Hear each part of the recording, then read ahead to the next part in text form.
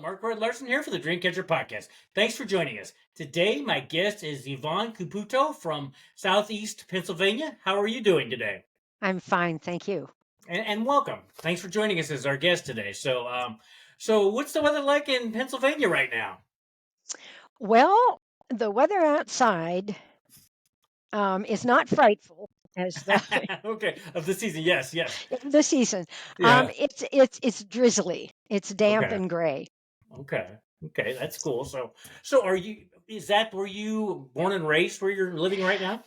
No, I was born and raised in northwestern Pennsylvania in Okay. a small town called Meadville. Okay. I like it. And my career basically started when I graduated from school in Erie, Pennsylvania. Okay. I worked for the Human Relations Commissions for a while, but my real love was teaching. So little by little, I put the feelers out and I started teaching in the Erie School District and spent Okay. 18 years Nice. doing that in a variety of classrooms. And from there, I met this guy, Mm-hmm. Those this guys. yep, this wonderful man. And he had two children from a former marriage. So Okay. there was no question that when we were married that I would be moving to the southeastern part of the state because Okay. his goal, his dream was to stay close to his children And I can geographically. definitely understand that. Yep. Very important. So I applied for teaching positions, didn't get any, but did some networking and was interviewed by a community mental health system in their employee assistance program.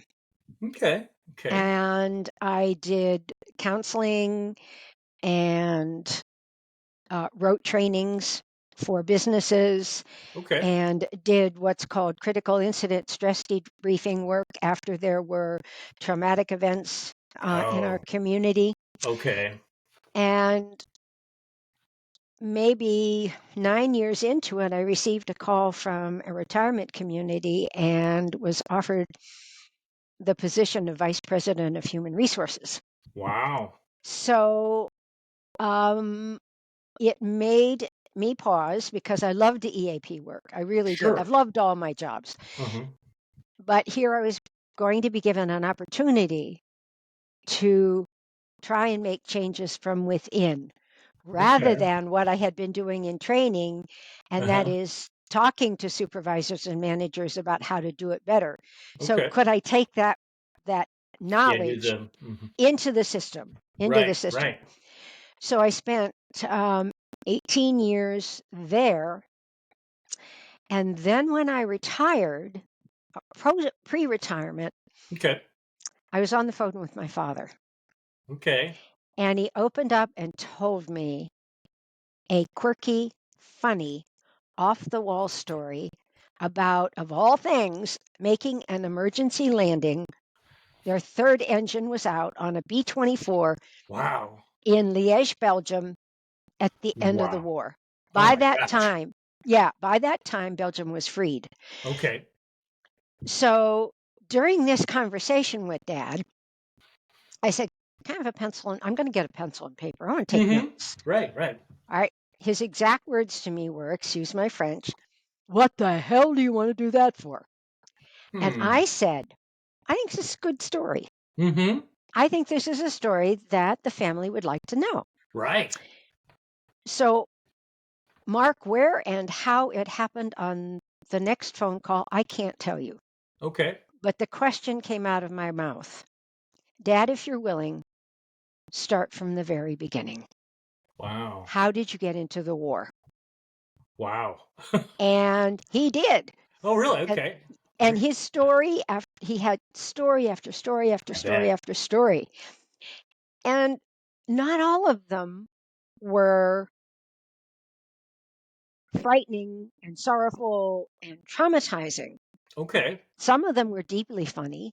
Some of them Okay. were just, who knew that these Right. kinds of things would go on when you're Exactly. flying out of England and crossing the English Channel and dropping bombs in Germany and France. Right. So somewhere along the way, I looked at the material that I was writing and I said, I think I have a book. So I retired and really started working on the first manuscript that I had, Okay. putting it together. Okay. And as a teacher, I became very comfortable saying to myself, I know when I don't know. Mm-hmm. I don't know how to write a book. Right. I I wouldn't don't have know what, either. Yeah. Had I you don't know what, had you wanted to write a book before? no. Okay. All, Okay. all I knew, bitten by a dream, was that there would be an audience out there who would want to know some of the crazy things, some of the awful things that happen to an ordinary GI. Mhm. We're not talking Dwight Eisenhower. We're not talking FDR. We're Right. talking about Yeah. a Just navigator. right. Right. And and they were so interesting that I just really knew I had something. So I started to reach out to people. And after some review and some criticism, I rewrote it. Okay. And I did that same thing again and I rewrote it. I bet I can see that. And then I decided that given my age, if it was going to get published, that if I tried to go the traditional route, I could be 6 feet under and the Oh, book would with never the. be Mm-hmm. and the book would never be on the shelf. Right. So I interviewed what are called hybrid publishers, Okay. and I interviewed 4 of them. I did a lot of legal research, and the woman that I talked to on one of my calls, I knew she was it. Mm-hmm. She Yep. listened. Yep. Yep. You She just she know. could yep, she could see that I had a dream Mm-hmm. in Yes. yep, in this book, and she basically took that 3rd draft and threw it in a blender Oh wow. and tossed it back to me and said, "This is what I think you should do."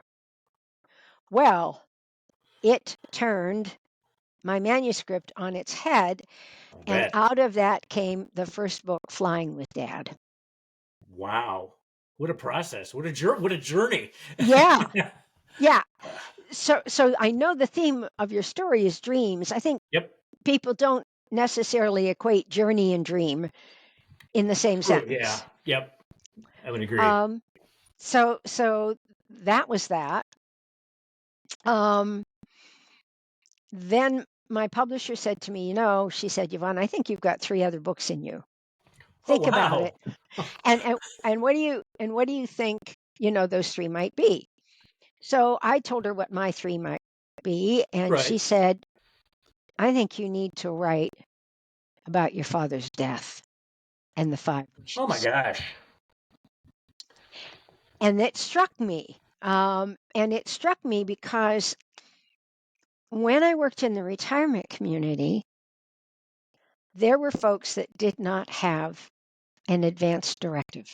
Mm-hmm. They didn't have the legal document that would Right. say what I want, how I want it. And Yep. I saw families get stuck, and I saw residents get stuck. I And bet. one of our residents, the case had to go to the court. Oh my gosh. Yeah. And so I did not want that to happen to Dad. Mm-hmm. So he and I did an advance directive with an attorney. He named me his healthcare agent. Sure. But in the midst of me still working, um, our chief of operations came back from a conference and she held up this blue pamphlet, eight Mm-hmm. and a half by 11 blue Okay. pamphlet. Okay. And she said, you guys got to read this. This is good stuff. Uh-huh. It is called rather, The 5 Wishes. Okay. And Interesting. it was created by Jim Towie, I think I'm saying his name right, who just happened to spend time with Mother Teresa. Oh my gosh. Yeah, Wow. yeah. And his goal was to broaden the scope of a typical advance directive. So in the Very legal good. advance directive, there was Dad named me as his healthcare agent, Right. and then he specified what he wanted and what he didn't want. Exactly. Yes. Okay.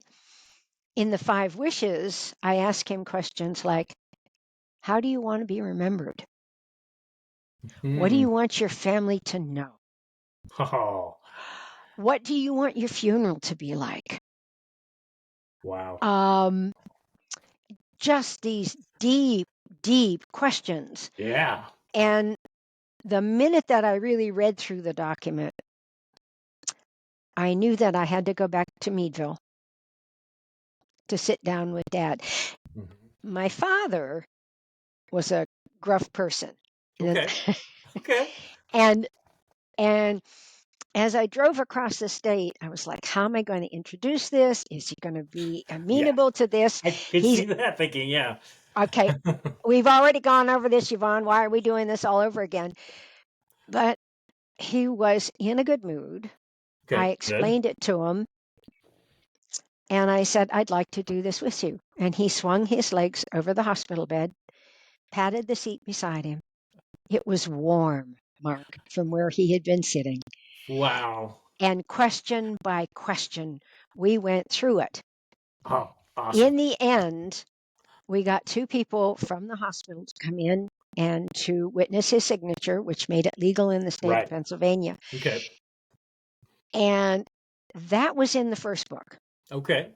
And so readers of the first book, and this is where my publisher was picking up on, Okay. readers were saying, Yvonne, how could you do that? Didn't you want to save him in the end? Wow. Didn't you want to keep him around?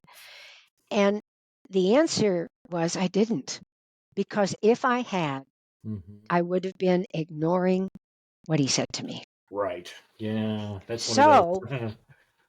the long and short story of this is uh, Dad was in the hospital again at Christmas time. We had Okay. been home to see him. We left and drove back across the state. Right.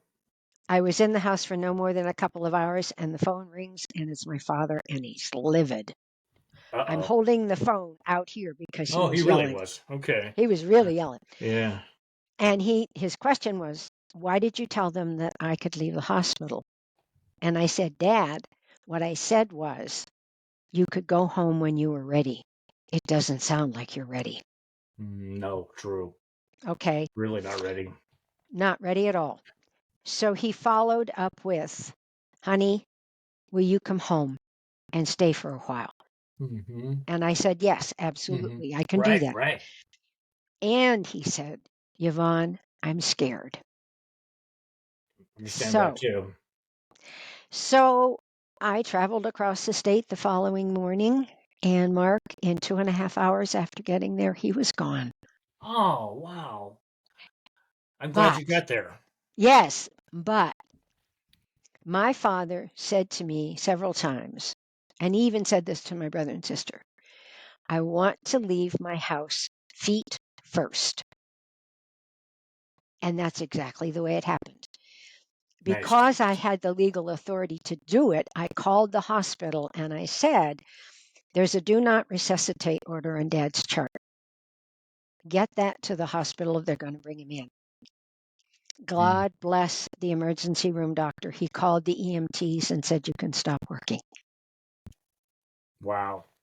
So I laid down beside my father, put my arm over his chest, told him that I loved him, told him that he was going to be with Mom, which Yep. is what he had been stating he wanted, Yes. and then did the thing that was the glue in our family. I said the Lord's Prayer in his ear, Okay. and Oh. he was gone. Oh.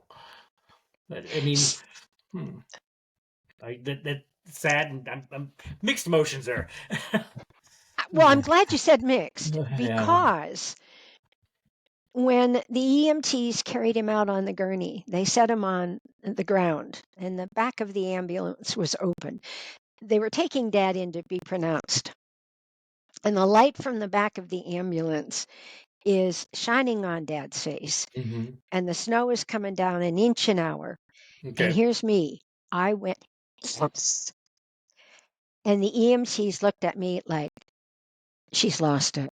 Yeah, I Wh- can You understand know, what they would think. Yeah, but I can see on both ways. Yes, your side and their side. Yes. and I looked at them and I said, thank you. You've given my dad his wish. Yep. His wish to be carried out of his home feet first. And then I looked down on Dad's face, bathed in the light of the ambulance. Mm-hmm. And there was this soft, sweet smile, Mm. which said to me, we did it, Yvonne, and we did it together. And for me, thank you for honoring my wishes. Yes. So the passion I have around the second book is I don't grieve the loss of my father the way that I grieve the loss of others in my life. Mm-hmm. When I look at Dad's picture, which is right over here, Uh-huh. do I miss him?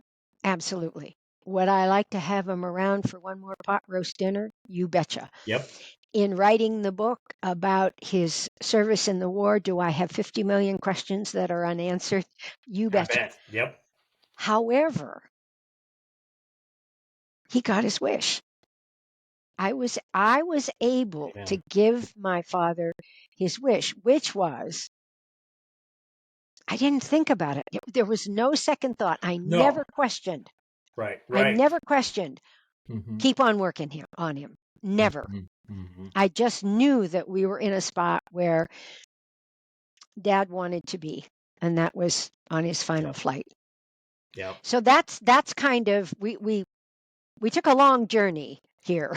I think that's, and thank you for sharing all that. I mean, and I can understand that. You want to, because you know it comes to a time where you know there's no more going forward, and you want them to um, have their last wish, because I think so many people don't have that either. So I it was kind of like my mom died last year of Alzheimer's dementia, and she got it pretty early on, and she was at a place where I would not want to work at a place that deals with that exclusively. But you know, it wasn't what she, because she did have. Oh, I'm going to cry myself. Like 5 days before she passed, she was there, and like my dad said, it's like she's still there, and which maybe it was a gift to us that she was saying goodbye that way, but it was definitely not the way she ever envisioned or wanted to pass, Mhm. and but I wanted her to be out of that.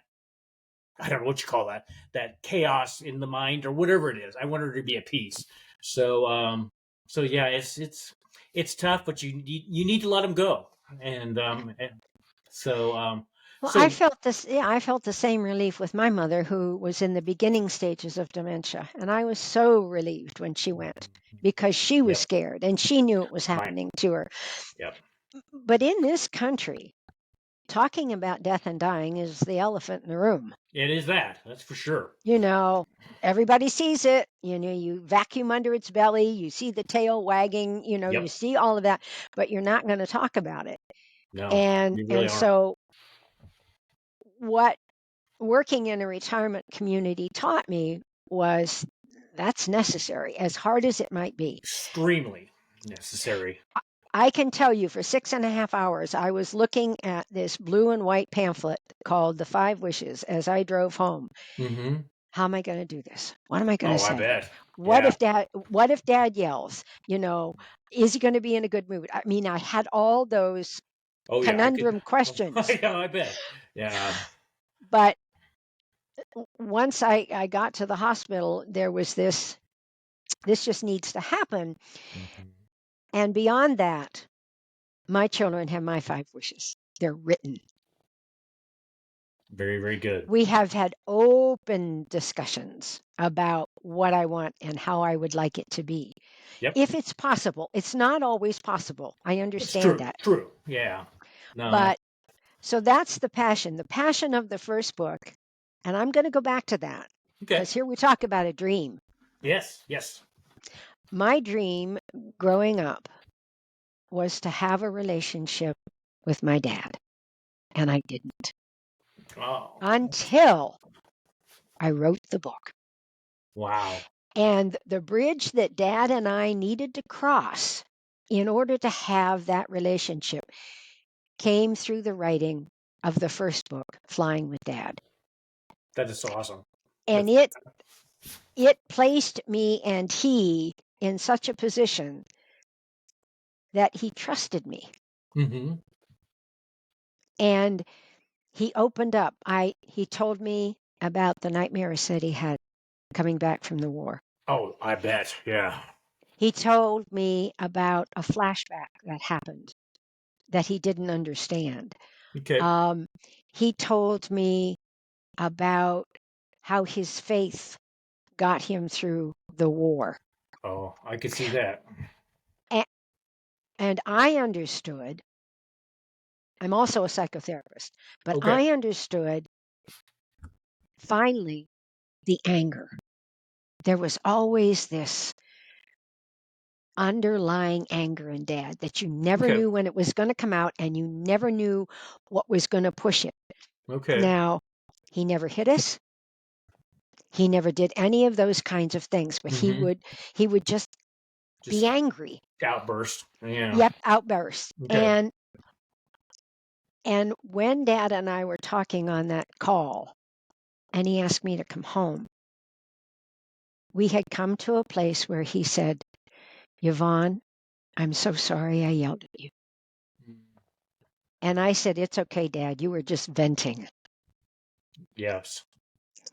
So the dream that was made real in the writing of the book is that I got the father I always wanted, and he got a daughter that he didn't know he had. Mm-hmm. And of course, That's then the dream of the second book is for people to understand there can be a sacred joy in the passing of a loved one. yes.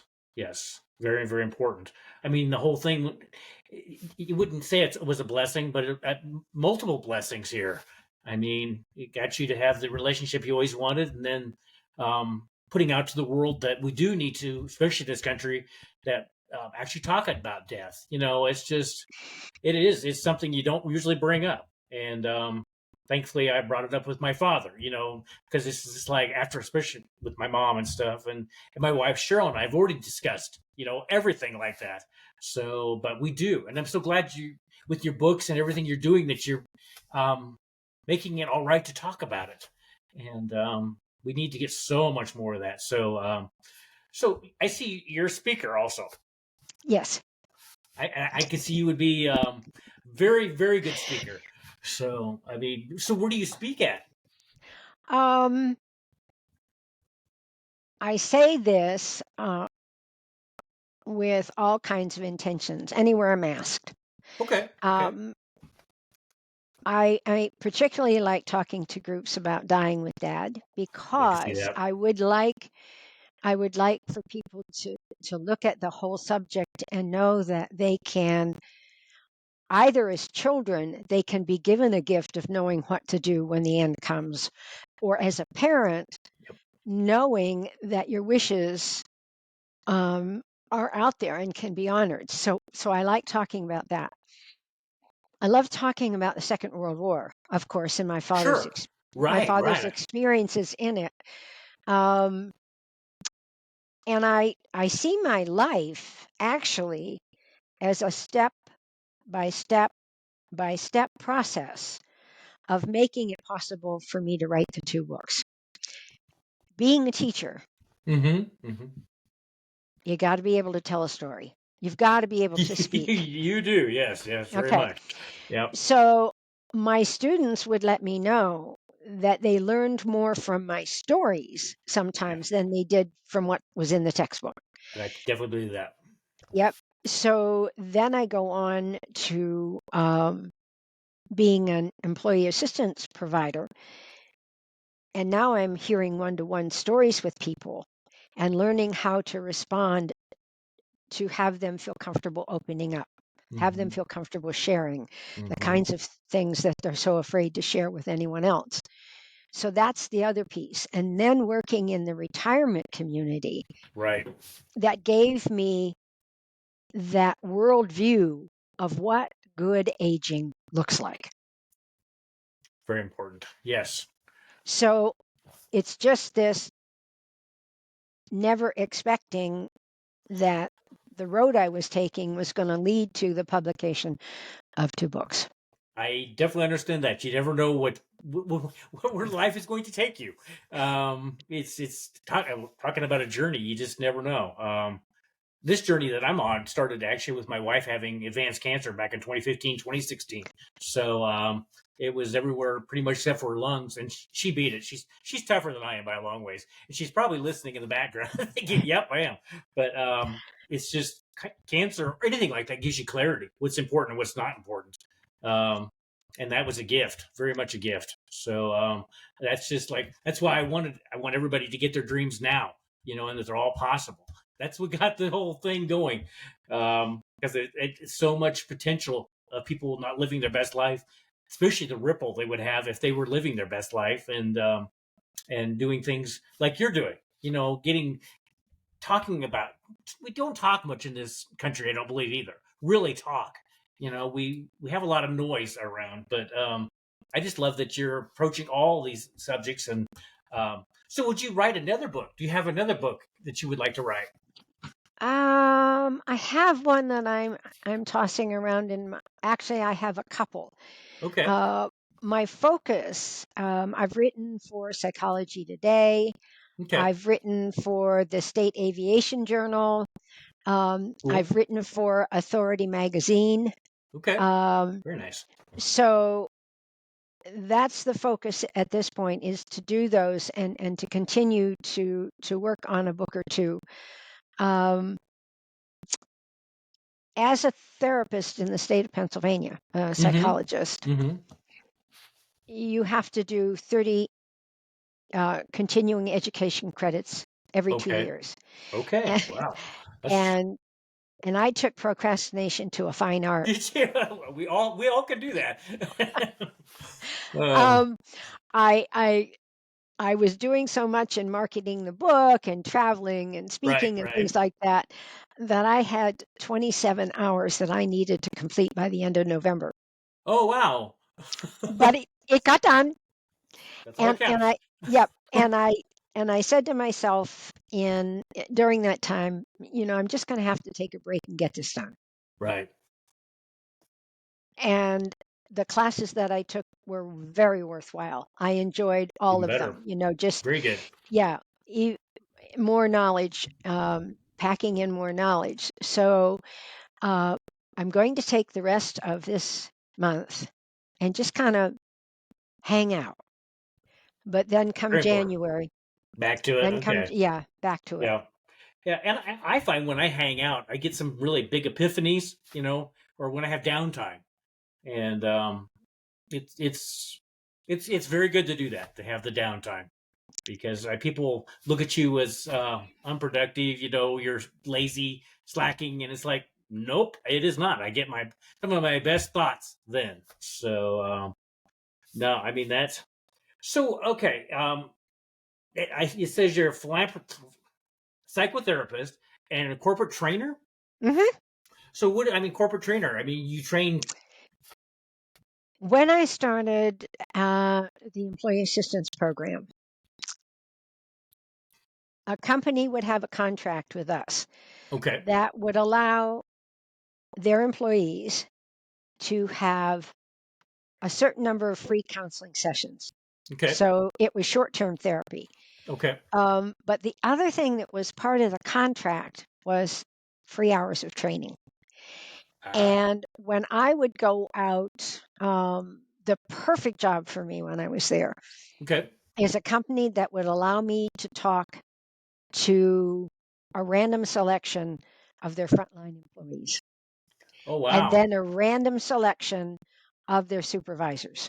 Wow. And the questions I would ask of those would be, what works well here? What doesn't work well? Hmm. Where do you see need for improvement? Right. If you could if you could wave a magic wand, what kind of thing would you have see happen? Right. And out of that came topics like bullying, I can believe that. conflict resolution.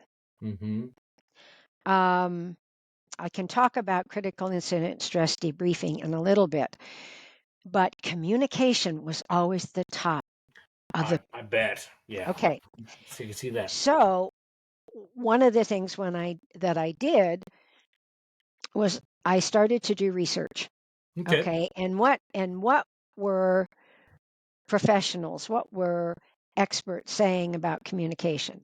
What were experts saying about problem solving? What were experts saying about praise and recognition? Mm-hmm. And I would build those into trainings. Okay. And my degree is elementary education, okay, Okay. which really set me up because as an elementary school teacher, the children learned when it was experiential. I can believe So, that. so when I designed the trainings, I made them experiential so Okay. that people really had a chance to practice what it was that we were talking about. Exactly. Yeah. So those are the kinds of trainings that I did. Okay. Very, very nice. So this being the Dreamcatcher podcast, I always ask, what were your dreams when you were a child? To be married and have children, Okay. Awesome. Very good. and it didn't happen. Uh-huh. I wasn't married until I was 40. Okay. Okay, and at that That's all point, right. you know, but what I did get was 2 stepkids, and I couldn't have designed better kids. So cool. But by not getting married until much later, that being married and having children really shifted.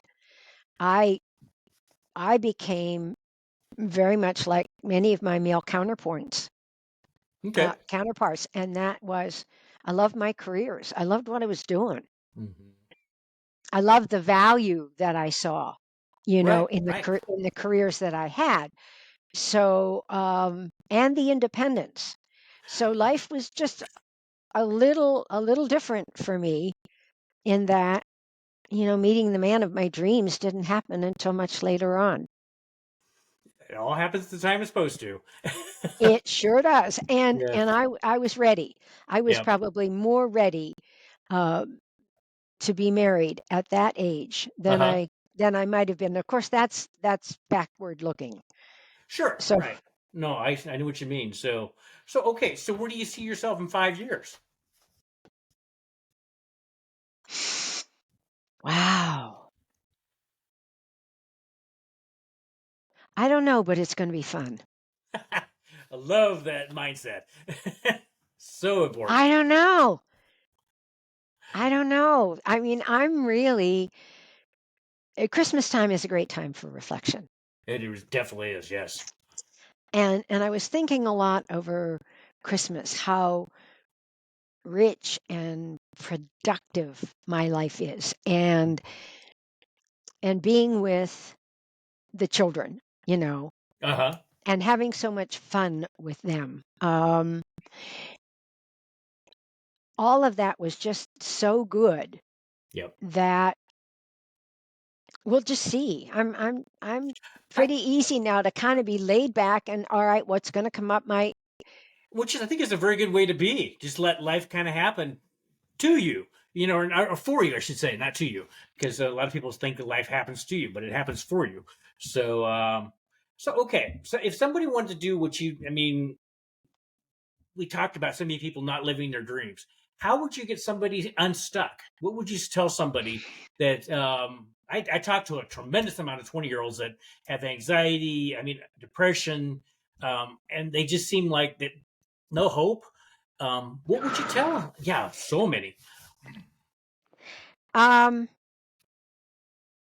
I would definitely tell them to seek out counseling. Okay. Okay. Um I would probably I know I would get after feeling them out and feeling like we were conversing, okay, Right. and Right. feeling like they were looking for an answer from me, Right. I would get into some neurobiology. And what we now know is that people in their 20s and into their early 30s are still growing. Their True. brain, their brain rather, not brain, their brain hasn't Hmm. fully formed into being able to process decision making. Okay. So, and of course, the other thing as a therapist, what's making you unhappy? Tell me about that. Great question. Just let's Very. explore that. Let's explore that and see what that has to say. And I then like it. in one of these classes that I took um, for my continuing education credits, it really suggested that we as therapists say, is it okay to give some advice? Do you need to, are you talking to me? You just want to continue talking, or are you looking Or for you. advice? Hmm. And if the answer was yes to that, then depending on what the personal story was or what was holding them back, I might give some suggestions on some things to do. Very good. I really like that. I may have to. Some are good friends, and I might have to see if they would like to go down that path because I hate to see them struggle and just seem like they're just flounder. Just like what's next. And Well, I can say this because this has also been very helpful to me. Um, I was attending a church and we got a new pastor, and it was his goal to okay, come and visit every family in their house. nice. Okay. And this is an aside, but this is a pastor who stood in the crowd when Martin Luther King did the I Have a Dream speech. Oh wow. Oh wow. Yeah, that'll give chills to you, won't Oh it? yeah, very much. Um, so anyway, he's sitting in the chair, and I don't know what the question was or why he responded the way he did, but his sentence was this: I've learned to delight in the struggle. I think it's very important. Yeah. So with 20 and 30-year-olds to understand, we as Americans were sold a bill of goods. Huh. I Liberty, agree. liberty, justice, fair play, motherhood, apple pie, and the girl next door. And if Yeah, you watch a sitcom, everything's all wrapped up tight in a half an hour or an hour.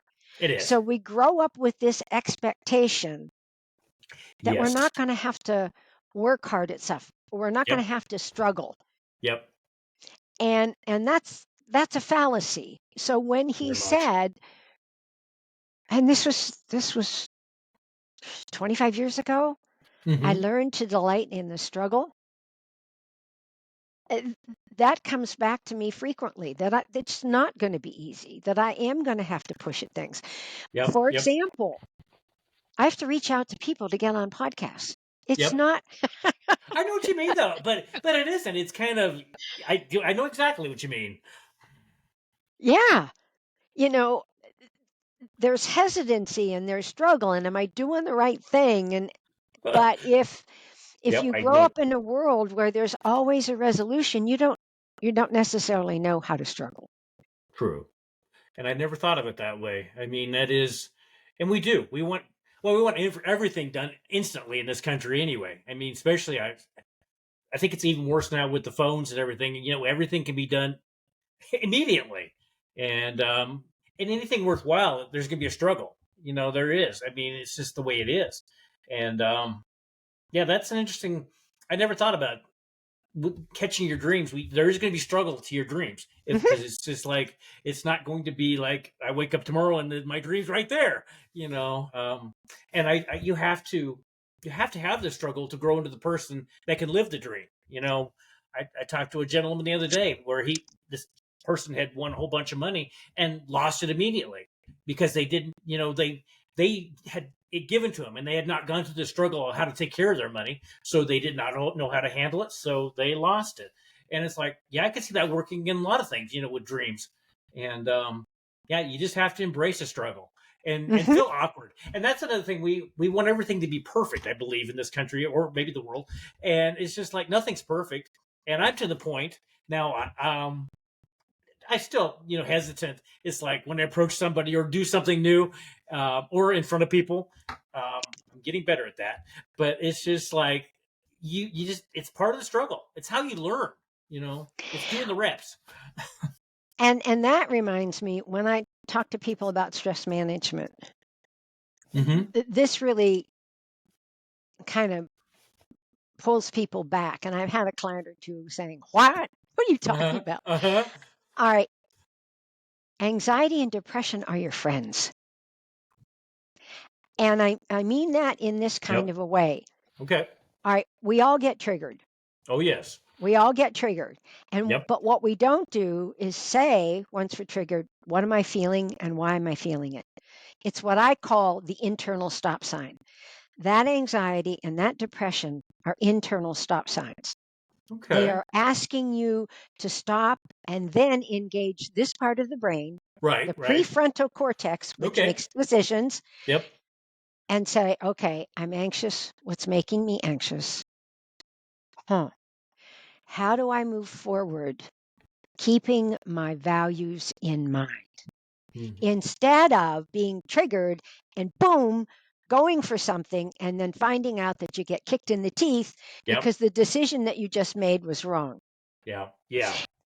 And that the body is such a genius because it has this fight, flight, freeze, or play dead mechanism Right. Right. that's our friend. Mm-hmm. Yes. So I'll give you an example. When I go out to Okay. do a training, I get really anxious. You would Okay. think, after 30 years of doing this, that I would be, yeah, what's the heck? Uh-huh. Uh-huh. So, what do I need to take with me?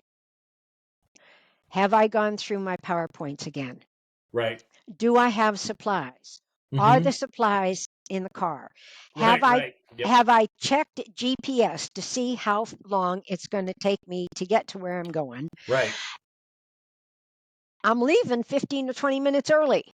So the anxiety I have has made me be cautious about getting everything in place. Yeah. And the. Today, Mm-hmm. I made sure I was up early.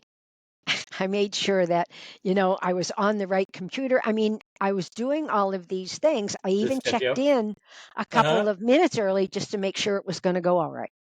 I 100% understand. Yes, I understand that. Uh, So if we see, I mean, I've had clients say to me, well, how can I be 100% anxious free? You don't want to mm, go there. Uh-uh. I can't imagine that. Or someone who has just lost somebody. How can I get Yeah, beyond this depression? You've got to go through it. you do. You have Unfortunately, to you do. walk Yep. through it. Yep. Only way. So that would be my answer. Okay. Okay. Very, very. I mean, awesome. And thanks for sharing everything on the podcast today. Okay. So, what are some of the things that you would like the audience to know that you're working on uh, for the future? I mean, we talked about earlier, maybe a podcast or something like that. Uh, my goal is still pretty primary, and Okay. that's Okay. to continue to market the two books. Okay. And the reason being is they're good books. Mm-hmm. They've got good stories. Mm-hmm. Uh, they're good lessons in them. Yes.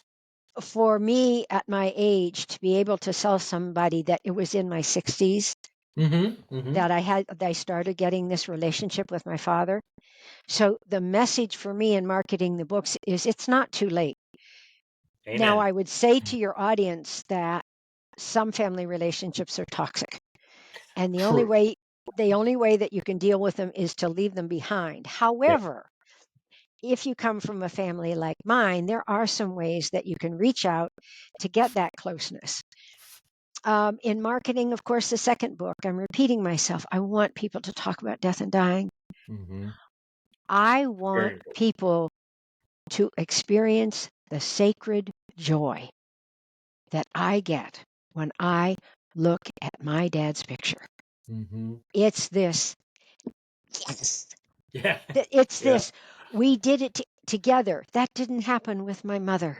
She died Mm. alone in a Oh. hospital because we didn't know. Okay. It That's was one of those kinds of situations where you can't look back and blame, but you true. can think what would have been different. So yeah, for now, to continue to market the book and to see what comes next. Mm-hmm. Yes.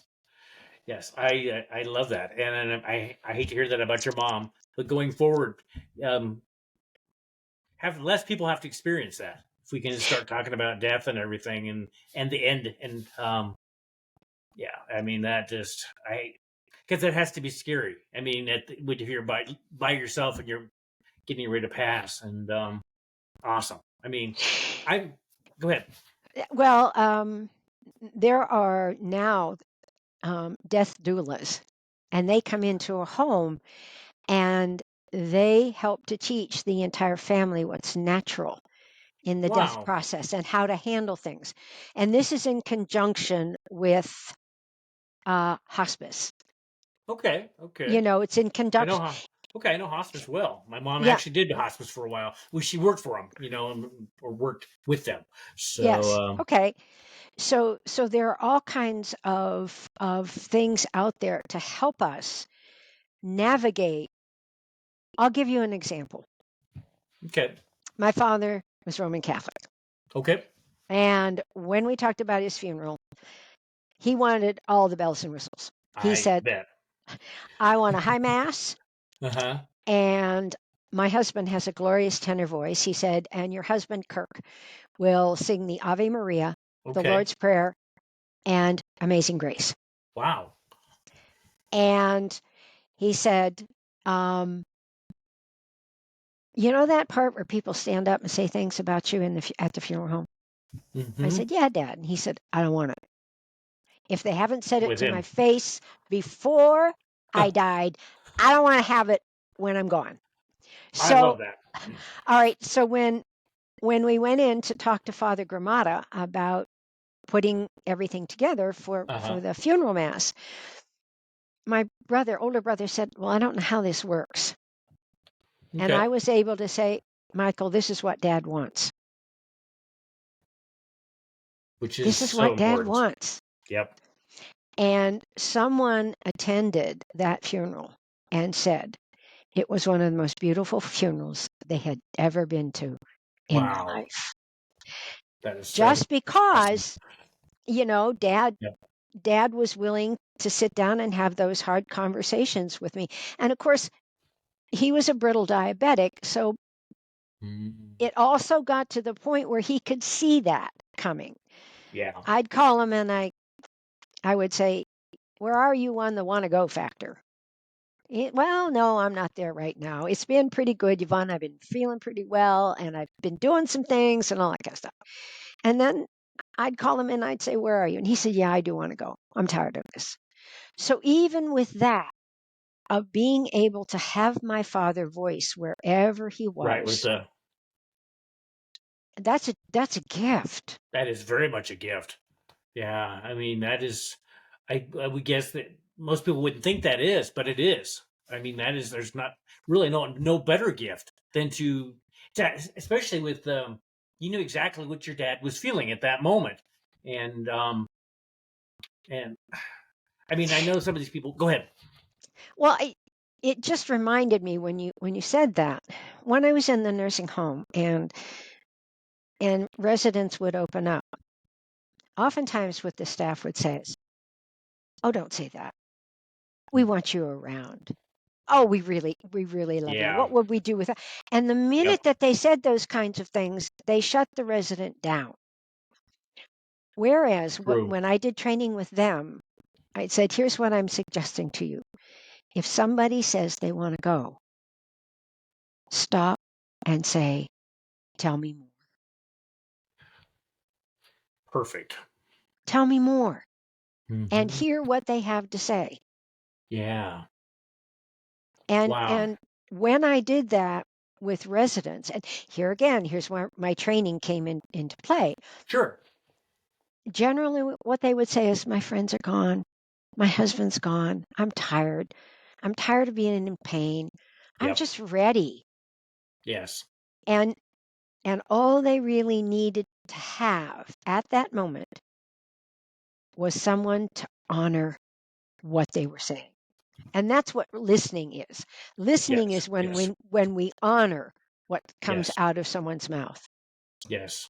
No, and we do. And I never thought about it that way, but most people do. It's like they keep saying they want you around, and we really, like you say, we just shut them down.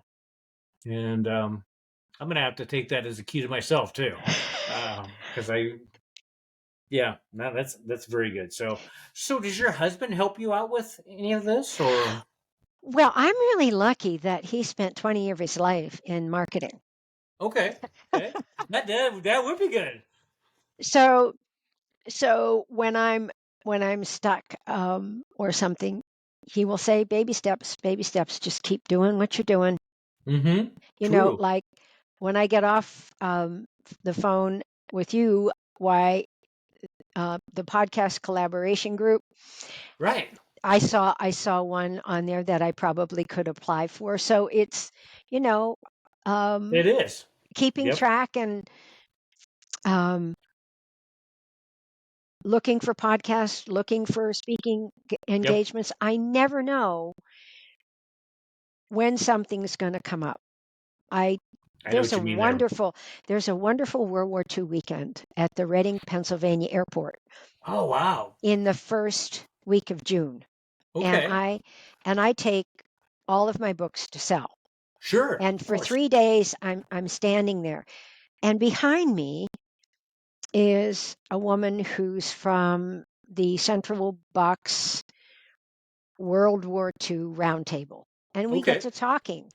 And she said, "You need to come and speak for us, to us rather." And I said, Right. Right. I'd love to do that." Now that didn't happen until November. But Okay. you never know when you're kind of laying the groundwork when somebody's going to pop up and you're going to say, "Sure." You don't know. Yeah, you don't know how that is, or how you influence somebody, or yeah, it is amazing that especially since I've started like what I do and stuff, how many people resonate with that, which I had no clue that they were even paying attention. So so that is, I mean, so does your husband speak? Um, my husband is a facilitator. Okay, okay, he's So his skill important. is getting groups together.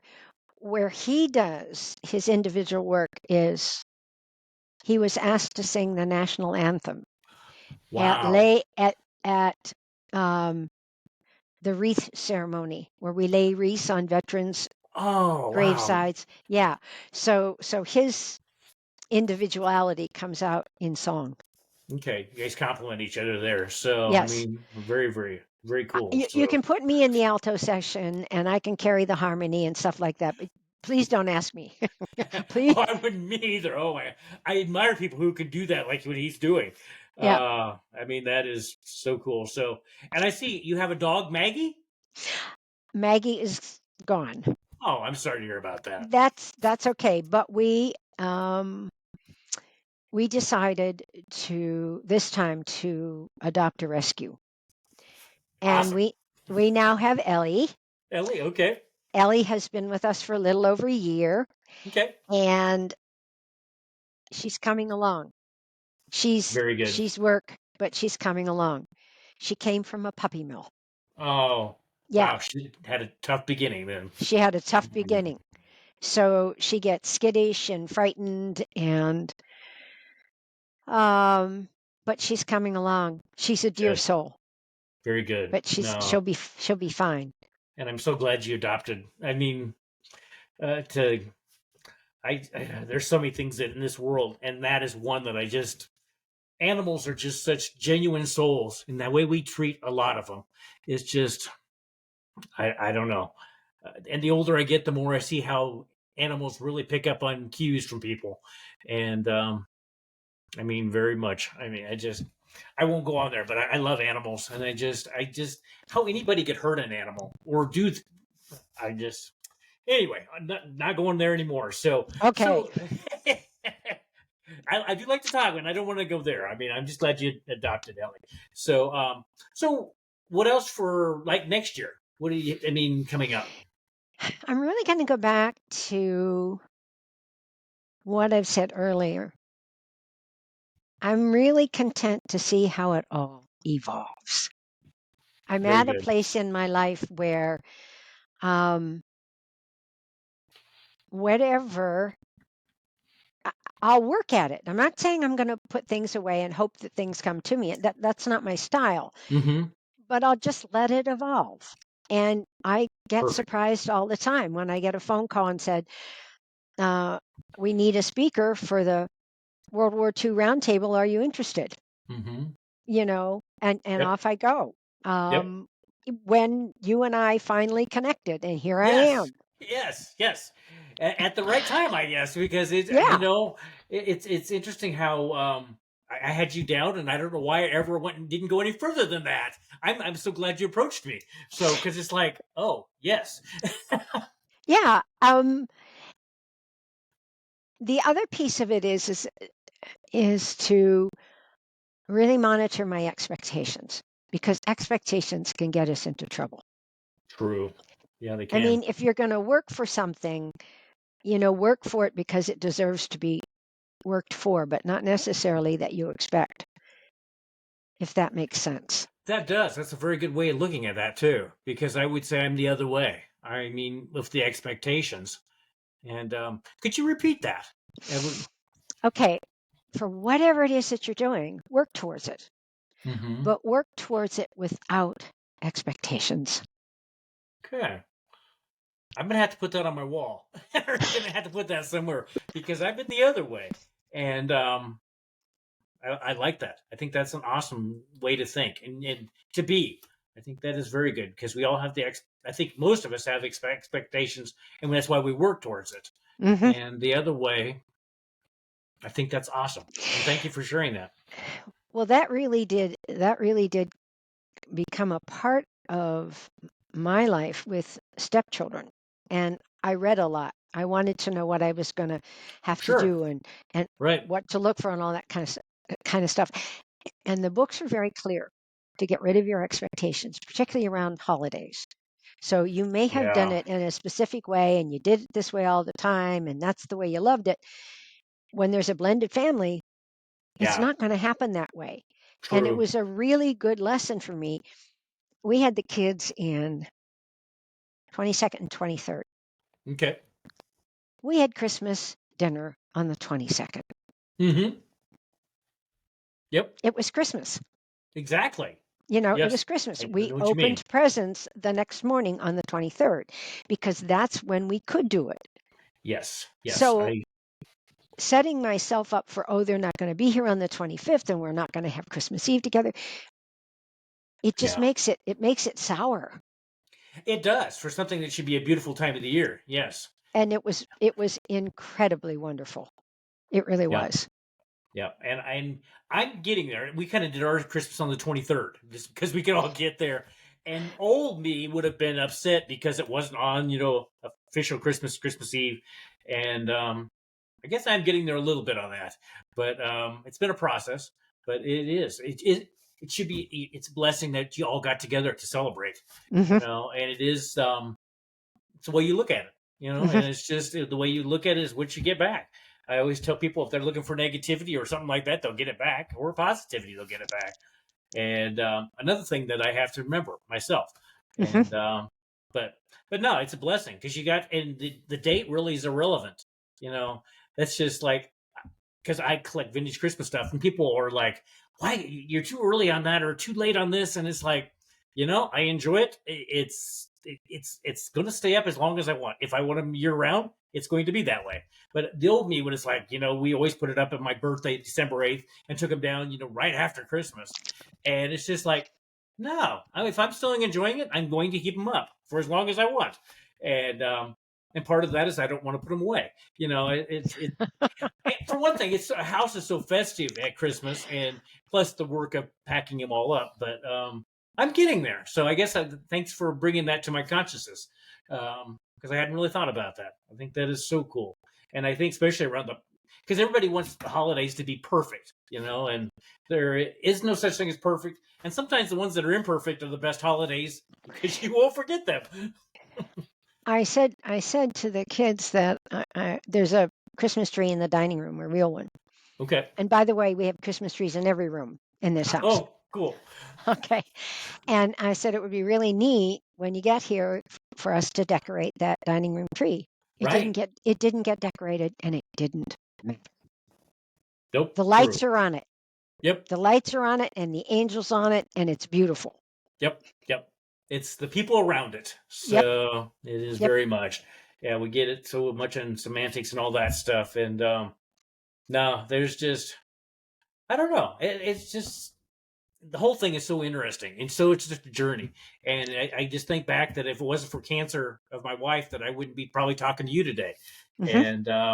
And that's why speaking, podcasting, whatever, I love it because it's so fun getting to talk to like you being in Pennsylvania, me in Nebraska. This technology is such a gift. I mean, it also has its downside, but it's such a gift. So Yvonne, so anything else you would like to talk to the audience before we end? So, Not anything special, but blessings to your wife for oh, getting through it. thank you. I will tell her that. Yeah, and we just were back because she keeps growing the polyps, and she was no polyps and had a great checkup, and she doesn't have to go back now for 3 years. And it was even the doctor came out, and she was almost dancing because Cheryl has had these polyps every year since then. And it's just like, well, you might just have to always be dealing with that. But this year was definitely a blessing. So we went out and celebrated. You got to celebrate. You got to celebrate. That's for sure. Mhm. And I think too many people forget you got to celebrate. You just got to celebrate the little things, the days. There's always something to celebrate. And I very much believe that. So on that, I'm going to end the podcast. Thanks for joining us for being on the Dream Catcher podcast. I look forward to keeping in touch and maybe a follow up podcast down the line. And if something like that would resonate with you, It but would. but awesome. I will look forward to that. So, but anyway, thanks again for being our guest, and we will be talking to you soon. Okay. Thank you. It's been a pleasure. Thank you.